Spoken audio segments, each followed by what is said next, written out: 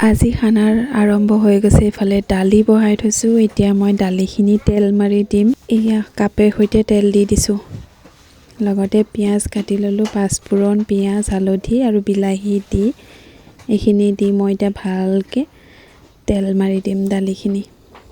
আৰু ইফালে মই দেখিছেনে কিমান স্পীডত লৈছোঁ। আৰু এটা কথা দেই, আমি আকৌ চৌকাৰ জেগাখিনি সলাই পেলালোঁ। তাৰমানে আগফালৰ পৰা আমি পিছফালে আহি গ'লোঁ, আমজোপিৰ তলত আৰু পথাৰৰ মাজত। এনেকৈহে খানা খাই ভাল লাগে নহয় জানো। এয়া গোটেই বস্তু বাহানি লৈ আমি আহি গৈছোঁ।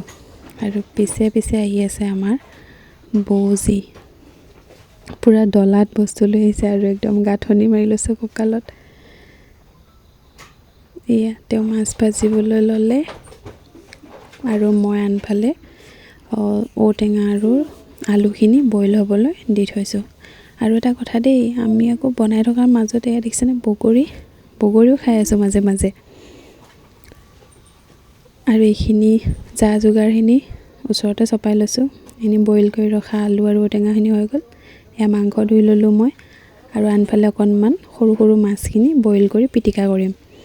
আৰু বৌয়ে মাংসও বনালে, পূৰা ৰান্ধনি পাকৈত একদম। এইফালে মোৰ সৰু সৰু মাছখিনিও হৈ গ'ল, এইখিনি ধুনীয়াকৈ পিটিকা কৰি ল'লোঁ। আৰু এয়া আমাৰ খানা ৰেডি। মানুহজনে আৰু দেউতাই খাই আছে। ব'লকচোন কি কি ৰান্ধিলোঁ আজি দেখুৱাওঁ। দালি আছে আৰু এইফালে এইখিনি মিক্স তৰকাৰী এখন, লগতে মাছৰ টেঙা জোল, দালি